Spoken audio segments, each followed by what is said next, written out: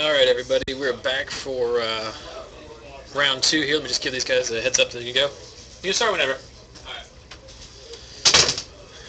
Michael stepped out briefly, but he'll be back shortly. As we see Paper Tiger win the all-important role. For those of you just joining us, or for those of you watching after the fact, we are live from Lost Legion Games and Comics in South Charleston, West Virginia, for round two of Friday Night Magic, featuring two 1-0 players on your left, although I have not updated things just yet. On your left, you have shop regular Sam Swisher, who is playing what I believe is a blue-white control deck. I will have to wait and see exactly what he's playing, but I'm pretty sure that's his archetype of choice, so I can only imagine that is what he is playing. Sam's definitely a control player. He's always playing control. Mm-hmm. Unless there is clearly a better deck. Sam is very much a best deck in the format kind of guy. Sam is actually, just a little tidbit, Sam has actually finished as high as second at Star City Games Legacy Open Series. That's pretty impressive. SCG Louisville last year, losing in the finals to Chris Cronenberger. He was playing a bug deck, a Team America deck, losing to Mono Blue, or Athens Blue as they call it, the Energy Field, the Dalkin Shackles deck in the finals. But anyway, we're back to the matchup here, and I cannot for the life of me get the glare sorted out today.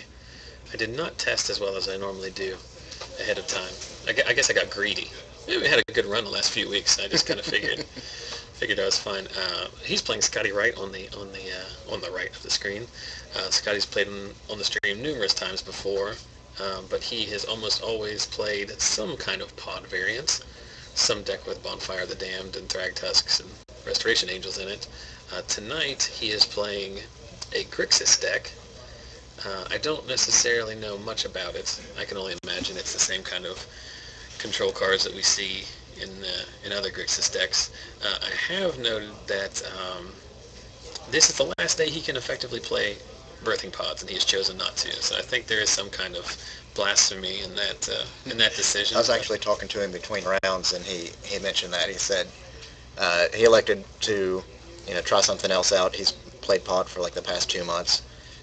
Didn't really want to play it again before it goes out.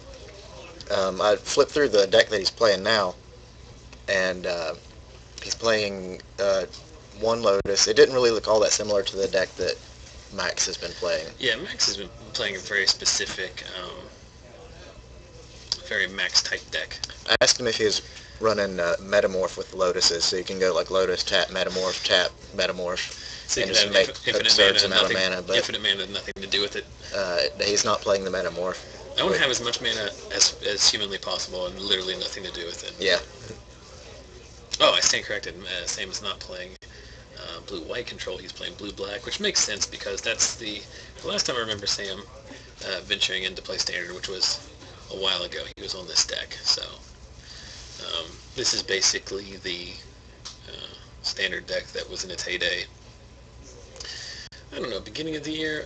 I'm trying to remember what Grand Prix it was. I think it was in DC or Baltimore, the Standard Grand Prix, where the top 8 was just littered with, like, all the pros were on this deck. It was just Drown Yard mirror matches all day, and Ghost Quarter was the most important card in anyone's deck. That lasted for Baltimore, as we're getting weeks. Confirmation from the stream, but yeah, it was basically, that was a period of time when there was a lot of ramp, wasn't it? Yeah, ramp was kind of dying down. There was a lot of humans decks as well, and then Delver as well. I mean, it has a pretty good game against Delver, but it was basically like 90% of the deck was answers, and then you had your it was winning yards with like 2 Consecrated Sphinx or a couple Grave Titans or a Karn or something of that effect. It was a very classic blue-black control deck in the sense that it was, to use Magic slang, it was mono answers, and it was actually funny if you watch that. If you go back and watch the Grand Prix Baltimore coverage, I believe it was GG's Live that covered it at the time, so you can go to their stream archives. But like literally the feature matches, there was they sideboard out all of their all of their creatures because Mm-hmm. the entire deck is removal, and it just becomes who draws the most drown yards. They Yeah. don't have the extra drown yard or the extra growth quarter in their sideboard just so that they could combat. There's a very interesting match I remember specifically between Charles Gindy and Brad Nelson, and they played at like a breakneck pace, and it didn't really even do anything. It was just a race to see who got more drown yards, and I think Brad Nelson eventually scooped just because like he knew he ran out of drown yards, and Gindy had ghost quarter them all. So it definitely fights in a different game. Is Scotty just discarding here, or what did he? See, I think he might be stuck on lands. Yeah, And I know he resolved to think twice. Yeah, we haven't been paying too much attention. I think well, Sam is. there hasn't been a whole lot going Well, on. here's something I can guarantee you. For those of you watching on the stream, get ready for about 45 minutes of this because match is definitely going to time.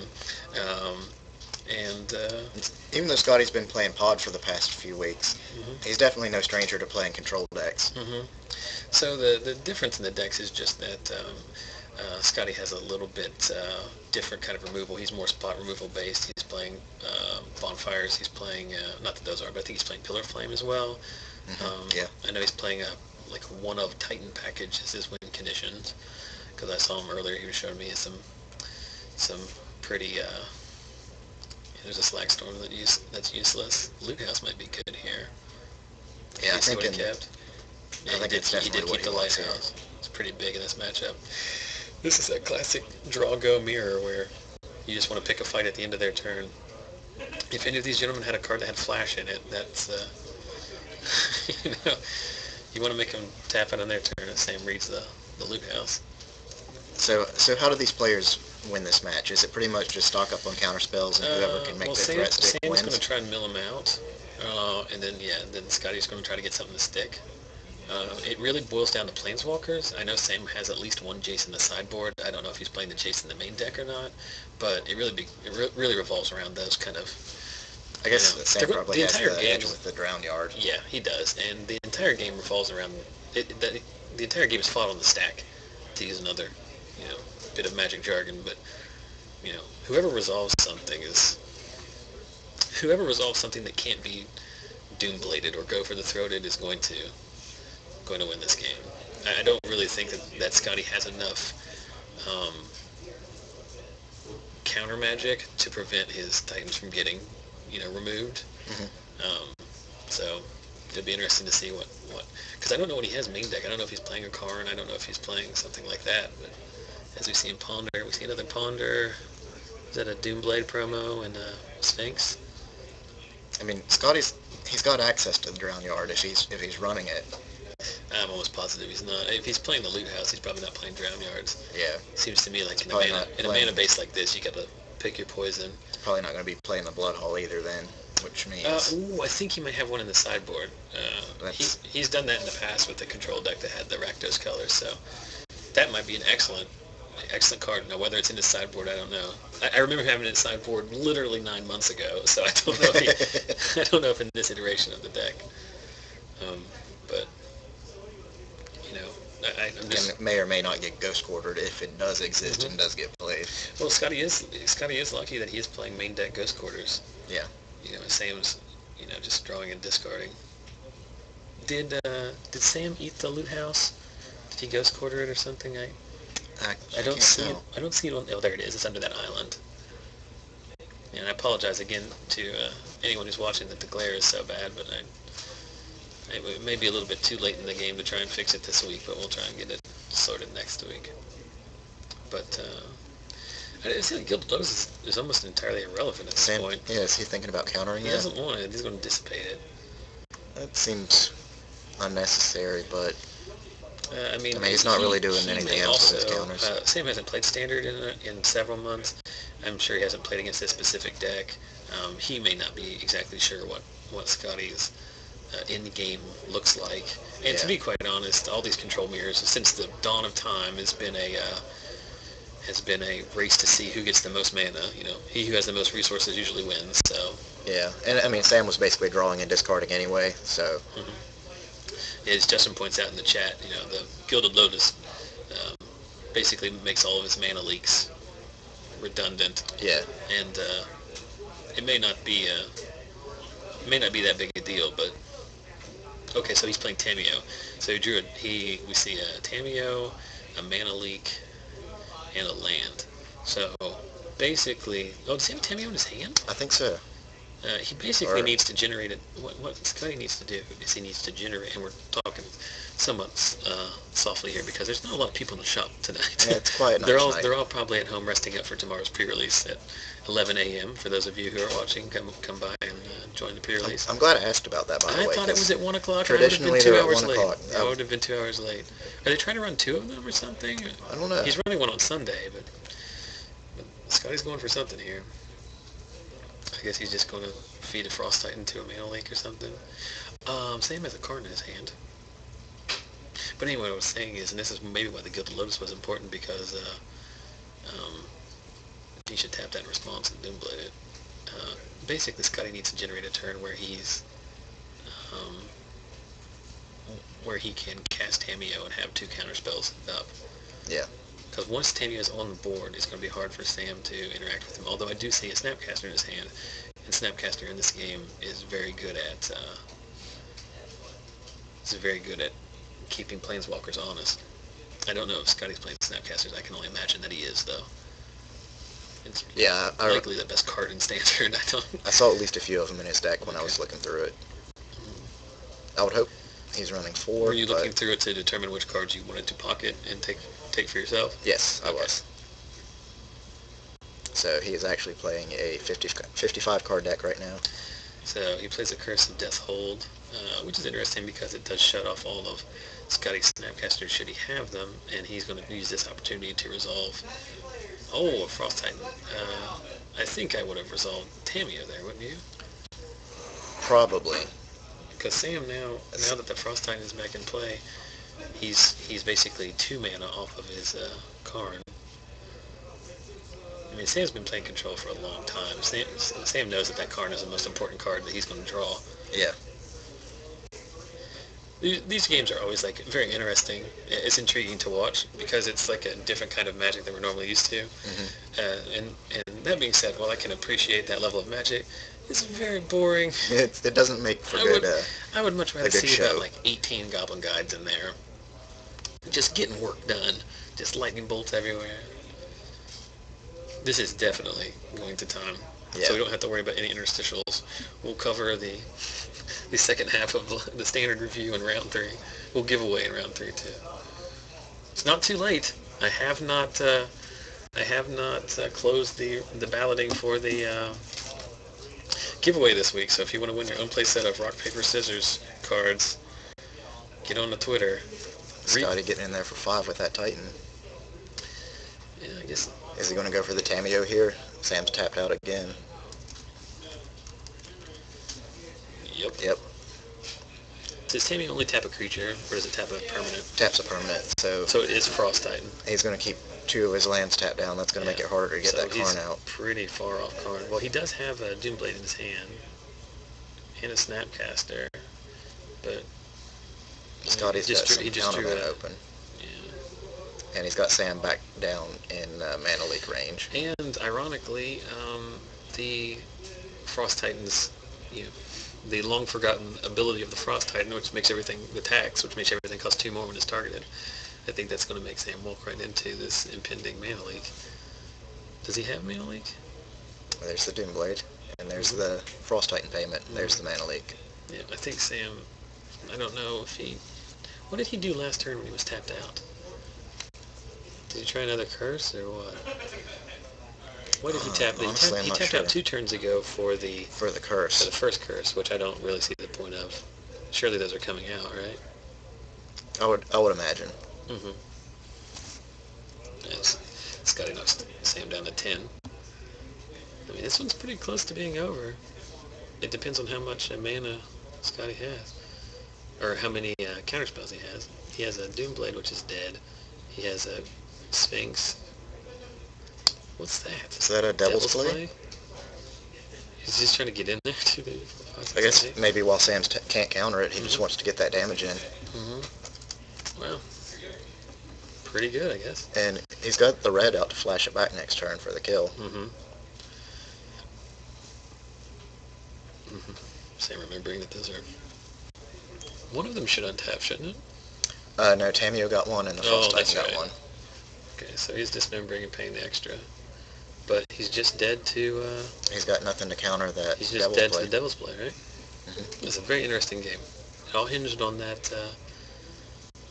and here it comes. Resolving that Frost Titan. Yeah. Yep. So it's on to the game 2. I would imagine cards that we've seen, there's a lot of dead cards in these games for these two guys. Sam's curses are basically dead unless he really fears Snapcasters, but even then, you're still getting the value out of your Snapcaster that you would want. You still get the card. Yeah. The curses are surely coming out. I'm trying to see what he's bringing in here. I imagine Dismember would probably come out. He'll probably want to keep some Doom Blades though for those Titans. He was debating Flash Freeze and he didn't. He ended up taking it out. I can't really see what he's filtering past the Severs. I can see every card he doesn't choose, but I couldn't see actually the cards he brought in. So I'm kind of clueless. Can you see what Scotty's doing over here? Is that an image or an essence? That's not an essence scatter, is it? If he's bringing it out, then sure. But I think that was from his sideboard. Well, while they're figuring that out, let's remind everyone once again that we are currently live at Lost Legion Games and Comics in South Charleston, West Virginia. We do this every week, 6:30 Eastern. You can follow us on Twitch TV. If you are watching us on Twitch TV, then you obviously don't need to know where that is. But if you want to follow us, we are on Facebook at Zach Sells Magic. We are on, you can email me at zachsellsmagic@gmail.com. We are on Twitter at Zach Sells Magic. And all of our archives are on YouTube. So if you missed a week or there's a particular match, or we keep talking about these old matches that we've watched. So if you want to be in the in crowd, if you want to know about all these past plays that we keep reminiscing about, just go to YouTube and search for Zach Sells Magic, or go to youtube.com/user/ZachSellsMagic. Did somebody knock on my door? There's a phantom knock on our door. Like I said, we are running pre-releases tomorrow. I imagine everyone is very excited about Return to Ravnica pre-release. I'm very excited about it. I think literally everyone is excited about it. Even, it's got to be monumental and exciting if even I will drag my lazy butt out of my house and come here and pay good hard-earned money to play Magic. Mm-hmm. So definitely come and check that out. At Lost Legion specifically, we have one tomorrow morning at 11. That's Saturday the 29th? Say 28th, right? September 29th at 11 a.m. Yep. And then another one, I assume at 11 a.m. on Sunday, September 30th. So come and check them out. I know we don't have any pre-release or registration issues like some other places. There are plenty of spots, so come on by for those of you watching that are local. And for those of you who aren't watching locally, there's surely a location near you that's having a similar pre-release, but definitely get there early. I know places are. There is actually a significant issue with supply. Yeah. I know that there is a significant short run of Return to Ravnica cards, and some places are having to turn people away. So that's unfortunate, but like I said, we don't have that issue here, so if you can come by, definitely take advantage of that. More importantly, Michael, this is the second round of this tournament. We are a good 20 minutes in, and we have not yet mentioned that if you want to own your own play set of rock, paper, and scissors cards from the unglued parody set, so you can start your kitchen table duels just like our competitors here at Lost Legion, all you have to do, Michael, sign up for Twitter. That's all? It's actually a little bit of work. No, that's not all. Okay. You have to sign up for Twitter. Then you have to follow me at Zach Sells Magic. And all you have to do is between now and next week, or actually between now and whenever we give these away, which will be shortly, you just have to find something I've tweeted about this broadcast, retweet it, to help spread the word about our little show, our little pet project.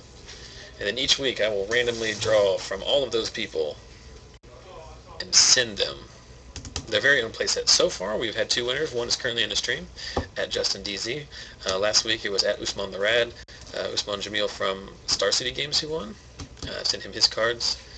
So if you want to join, you're basically a big man on campus. If you have those at your local shop, nobody else does. I can only imagine the greatness in life that will come to you because of that. I'm really scraping the bottom of the barrel when it comes to content tonight. I just don't have it in me for some reason. Every time I would normally say something witty, it's just something very plain. Well, I mean, can't all be winners. Although today at work we did have basically a tailgate party. Everyone brought in a bunch of delicious treats and other food items, and so my normally 30-minute lunch break where I sit at my desk and eat a sandwich turned into basically exercise in American gluttony where I ate like 3 different desserts and a bunch of other barbecue fare. So that might have something to do with the fact that I can barely keep my train of thought today. Back to the match. Is Scotty mulliganing to 5, it looks like? It seems like where you don't want to be in this match. That is the opposite of what you want to do. You actually want to try and figure out some way of drawing extra cards. And it almost Some seems call like that cheating. I call it strategic advantage. it seems like this match is slow enough that you might be able to accept a subpar opening hand also. What you can see in the He middle. could have just been land screwed. Yeah. Well, they're playing 3 colors. He's playing 3 colors, which is one of the differences. Although. Okay, so he sided in the Spellbomb. He may have been playing that main, actually. A lot of these black-based control decks play 1 Spellbomb main, because It's a versatile card. It's something nice to have access to. It's almost never dead. It's good against String Root Geist. It's good against any card with flashback. It's good against Snapcaster Mage. So it's good against half the format. And in the worst case, I mean, it cycles. It cycles, yeah. You don't really lose anything. Here's a pro tip. If you're playing black EDH deck and don't have a Nihil Spellbomb in it, you're doing it wrong. Quick note, it's blue and black to activate Drown Card, right? Yes. Just 2 to activate it? Similar to Moorland Haunt? Okay. Interesting. End of turn Alchemy. It will be interesting to see at what point these guys start fighting over the card drawing spells.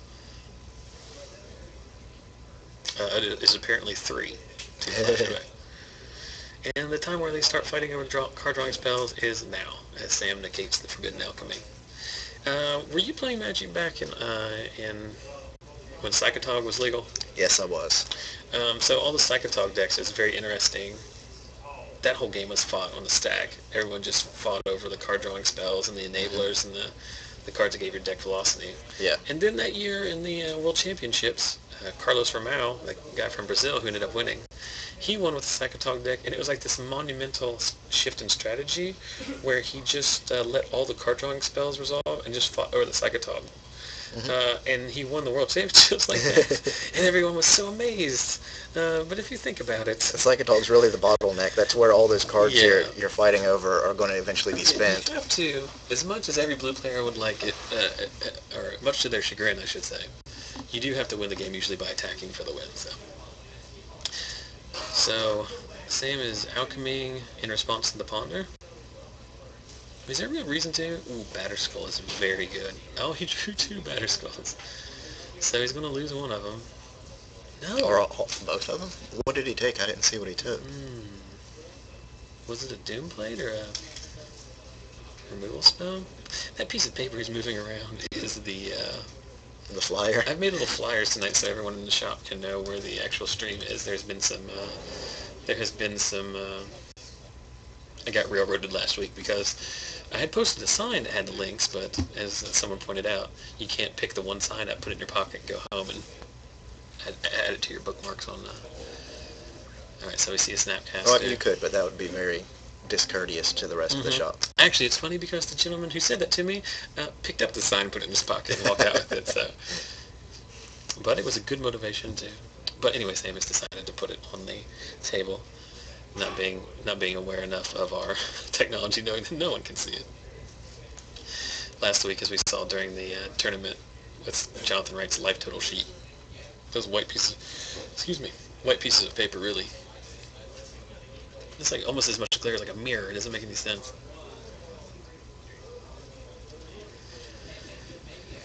So,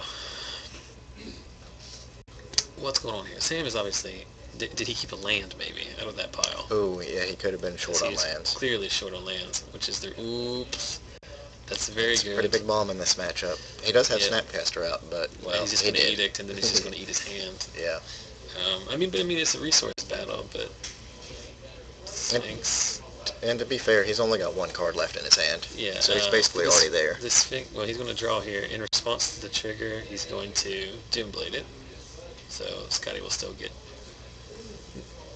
Oh, no, that's during his upkeep.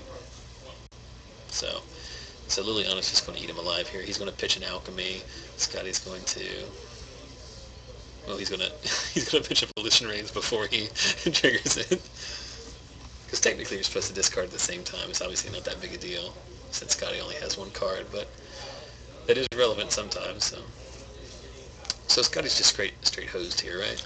Yeah. He's pretty much all in on that Fettergeist, and when it didn't land. I think maybe he can take a few draw steps, and then he'll probably just want to pack it in. Mm-hmm. And he's... Unless he wants to try to stretch it out for the draw. I don't know how much time is left. I don't know if you saw that, but Sam accidentally jostled the die on the Liliana. It turned to 6, and he tried to point out that it was always on 6. That didn't work. Yeah, he's just cycling the spell bomb, looking for any business at this point. He's really, really up against it. The bonfire stayed in, which seems pretty interesting. I guess he's just trying to use them as burn spells. I think so. I mean, I know the Devil's Play was really good last game, but I think that was just kind of a side effect of... I think it might just be that he doesn't have a lot of anti-control cards in his sideboard. He probably was expecting a lot it's of probably better than Delver whatever. and Pod. Yeah, I imagine. I think he only sideboarded in 2 or 3 cards. He was really sure about 2 cards, which I imagine were extra copies to negate or dissipate. And then I think he may have slotted in another 1 or 2 that he was not as sure on, because I'm sure he was just looking for anything that was better than the dead cards he has. But as we see, like, Sam's keeping all his removal in. Of course, Sam's deck is, they're both control decks, but they're built drastically differently, because Scotty's deck is really heavy on his 6 drops, and Sam's trying to get there with Planeswalkers and Batterskulls. Now, both Batterskulls went into the bin off that one Forbidden Alchemy, so I'm curious to see exactly what his win conditions are. I think Scotty's one saving grace in this match might be that Sam's still short on land. Yeah. Which is why, like I said earlier, that's why I think that he was using his negate on something is relatively non-consequential as a turn 3 Forbidden Alchemy. 17 minutes left in this. We do play 45-minute rounds here at Lost Legion, so these guys are up against it. I don't think the time's short enough that Scotty can hope to grind out a draw in this match. No, he's way too far behind, I think. If the game goes that long, I'd say it's more likely that Sam locks it up. Do you see what Scotty got off that Ponder, what his one card is? No, I didn't. Well, the good news is while in between rounds, while you were trading, I think I did fix the resolution on the camera. Of course, when we switch back to it, it will be broken, but for that small period of time, it was good. Scotty draws what appears to be a bonfire. He's going to cast it for 2 and redirect to Liliana. 3 for good measure. Got to keep the mana leak mana open. Yeah, you can't redirect part of it, right? It's no, all or nothing. It's all or nothing, yeah. You can redirect each source. Jordan is Jordan, here. you want to come in here? No, I don't want to disturb you guys. Next game. All right. Guest appearance by Jordan Peckjoe in the sneaky other door that we can't shut. So Sam is debating this. He has a Snapcaster and Mana Leak. I think no matter what happens, he's going to end up...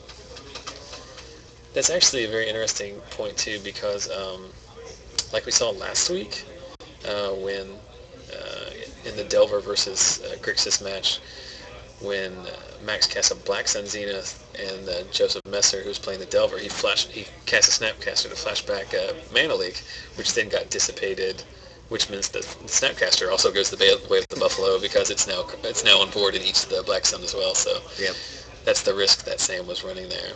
That was a very good top deck from Scotty. Puts him out of misery. Otherwise, he was just going to be like what we used to call Spectre locked back in the days of Hypnoturks and Hypnotic Spectres. If you only have one card in your hand and the Hypnotic Spectre's beating in on you, you're only ever going to have one card in your hand. That's an alchemy. He's still behind, but now he at least has a chance to get Pillar back of in it. Flame, Evolving Wilds, Mana Leak, and Ponder. Surely it'll be the Ponder, right? Is anything else there? What did he flash? Well, I think he may have flashed a Tameo. Oh, no, he keeps the Ponder. Oh, what was that? Oh, Sam drown yarded in response. So, or in step. That's why Scotty was just arbitrarily flipping cards into his graveyard because of the drown yard. So Sam will mill him out. It is interesting that he will get access to that Devil's Play in his yard, but I mean he's a long way off of 19 lands to get that full value Devil's Play. I really like Devil's Play. I'm surprised it's not seeing more play in a lot of decks. I guess ramp decks aren't really chic at this point. Ghost Quarter's pretty big. Yeah, that changes the game. Michael, I'm not psychic by any means. I've never felt like I've had even anywhere close to that kind of mystic gift. Mm-hmm. But I'm seeing in our future a 1-1 draw. Or possibly the 1-0-1 win.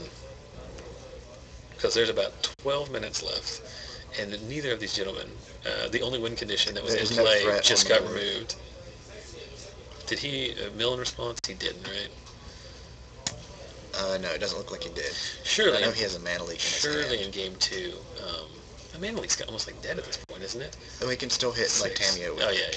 I thought Scotty had infinitely more mana, and then I just looked, and he does not have nearly as much as I thought he did. He's going for something. It's probably going to get... Yeah, it's a Titan.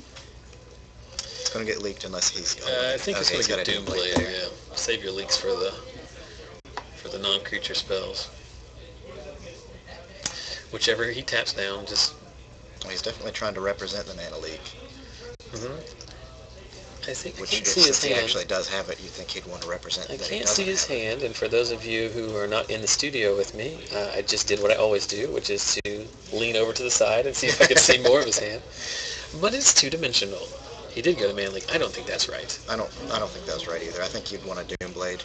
I don't think there's any reason not to Doomblade, right? But then again, if he does Doomblade, he's got to pay the 2 extra, and then he doesn't have...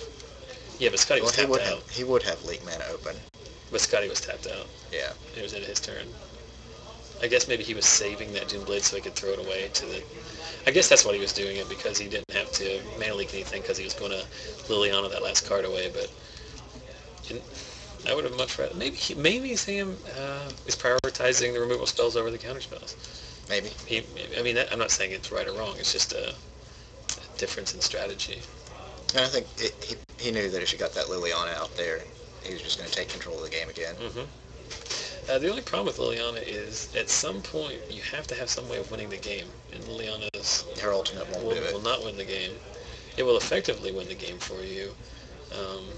And now that Sam's been doing... I mean, he activated that Drown Yard about, 6 times? Mm-hmm. So, I mean, he's well ahead in terms of the decking race, but if he ever hopes to...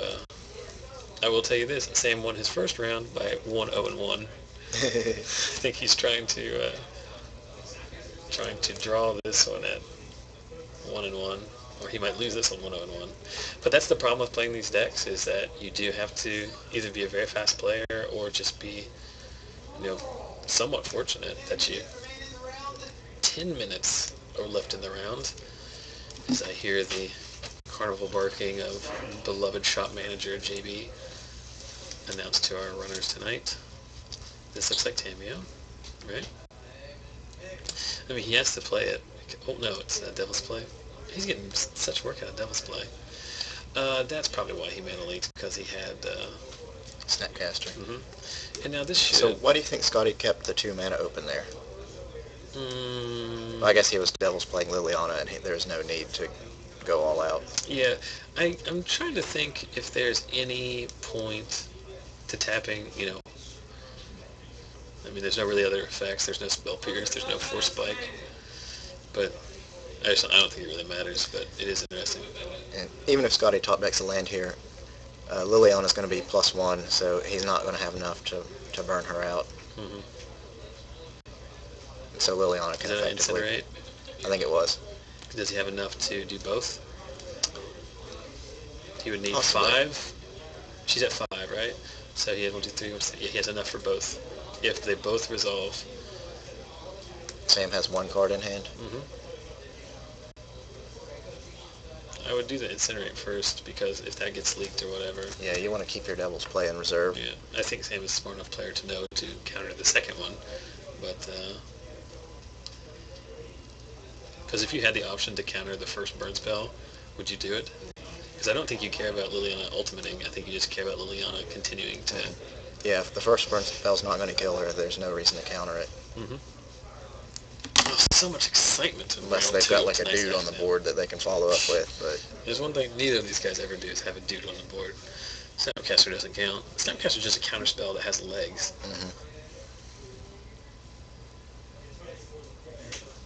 They should just call it Mana Leak Bear. It should have just been called Grizzly Leak. Okay. He's not going for the Incinerate. He might be doing it in response to the activation. But that doesn't work there, does it? Yeah, you can do it. It will still get the loyalty counter, but the Incinerate will still kill it. But I would not do it with... I would let him draw. If you're going to do it on... Yeah, see, that's technically incorrect because Sam doesn't have to... Yeah, Sam's saying he doesn't have to discard that. Yeah, that is perfectly legit because... Yeah. If you're going to do it in response, shortcut comes back to bite him at that point. I don't know what the ruling would be at like a big tournament for something like that, but here at FNM, nobody gives two poops about takebacks. Land, just what he needed. Think about it again. The first time you cast Think Twice, you're thinking once. Yeah. You don't actually think twice until the second go around. That's a pro tip. Sam does win. Do you think they'll ever print a card that just says draw a card and it doesn't have flashback and they'll name it Think Once? Think once. Think long and hard. So, cycles another spell bond. I guess he's thinking about flashing something back. He doesn't have any, he's helping, isn't he? I think so. Is this going to be an alchemy? Liliana has been eating away at their respective hands for these many moons. Let's see what he kept.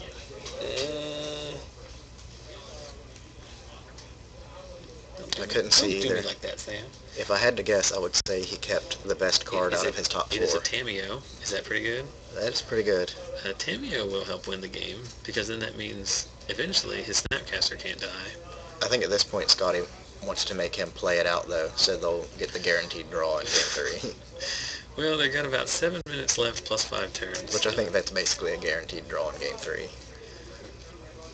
Yes. It's just a matter of whether or not they get a draw or whether or not Scotty wins. I mean, in order for them to finish a game in under 7 minutes, they're going to have to mulligan into like a quadruple Snapcaster draw. I'll tell you one thing that's going to happen next round, Michael Taylor. There's going to be, I'm going to go see if Joseph Deal is 2-0, because he plays Goblins. That match will be over quick. Oh, what am I even talking about? No, he's not playing Goblins this week, is he? I don't know. I think he is. He hasn't made a new deck until rotation. More importantly, currently sitting at 1-0 and playing in this round is last week's FNM champion, Brett Rose. This week, as promised, playing Infect. And for those of you who have never watched the broadcast before, Brett Rose has an addiction to Infect. And ever since we started broadcasting these, he has been playing that token stack, which has been serving him well with 2 top 8s and a win. But it's more fun to watch him win on turn 2 or 3 with an Assault Strobed Listener Elf, which hopefully we'll be able to get for you next round. So, there it is. Game 2 goes to Sam, and I guarantee you at this point they're discussing the, waiting for the draw. I think that's what they've decided. There's literally no way. Yeah, it looks like Scotty's de-sideboarding. Yeah, there's no way they can come to a conclusion on that. But while something is going on out there's some mild drama. I don't know what's going on. We can't close both these doors, so we're at the mercy of everyone else. But I can do this. Drum roll. Paper Tiger. Oh. Rock Lobster, it started off 0-2 the very first time we did it. It went over the very first night. Still lagging behind. Could it be because it is a rock lobster and thus is susceptible to dragging so much ass? It could be. All right. I think we still have, no matter what, we still have, I'm going to try again. I'm going to try to fix this delay, so just bear with me. I don't know why it's doing it. Actually, I do know why it's doing it. It's because we just don't have the, technology necessary to.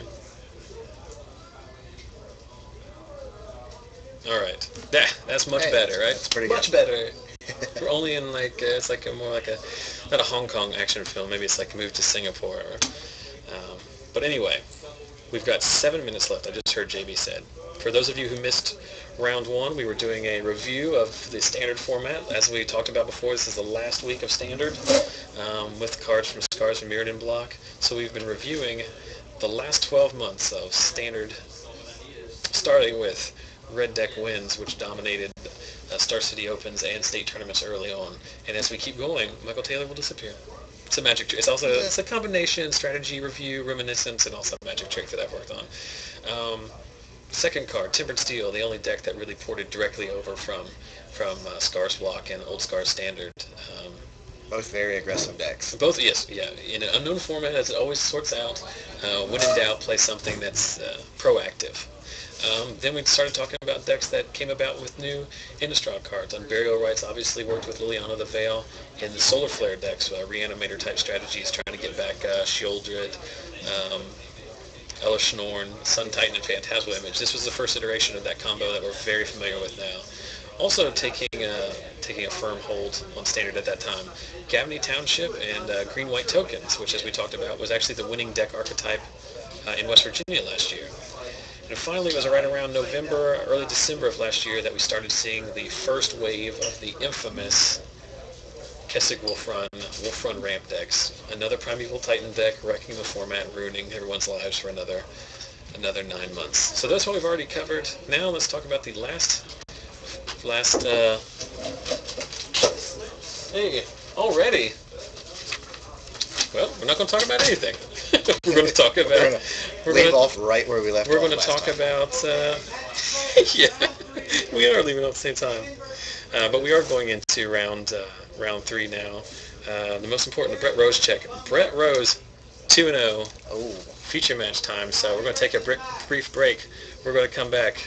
Brett Rose playing Infect, the American Dream.